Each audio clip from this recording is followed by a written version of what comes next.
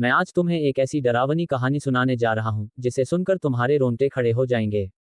ये कहानी है रिया की, जो अकेले अपने नए घर में पहली रात बिता रही थी।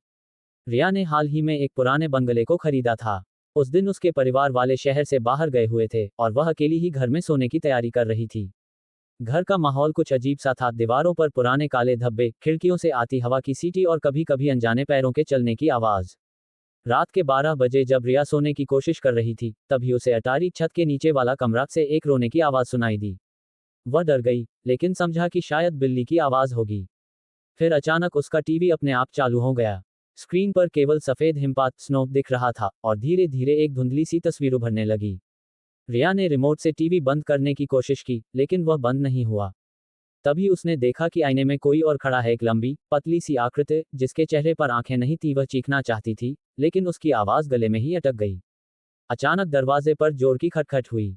रिया ने सोचा शायद कोई मदद के लिए आया हो, लेकिन जैसे ही उसने दरवाजा खोला, वहां कोई नहीं था, बस एक पुरानी गुड़िया जमीन पर पड़ी थी जिसकी आंखें टूटी हुई थीं।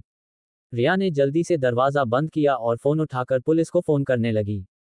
तभी उसने अपने पीछे सांस लेने की आवाज सुनी, धीमी भारी सांसें। वह धीरे धीरे मुड़ी और देखा कि वही गुड़िया अब उसके बिस्तर पर बैठी थी और उसका सिर धीरे धीरे घूमकर उसकी तरफ देखने लगा। रिया चीख पड़ी और भागकर बाहर निकली। अगली सुबह जब पुलिस और परिवार वाले आए, तो गुड़िया वहां नहीं थी, लेकिन बिस्तर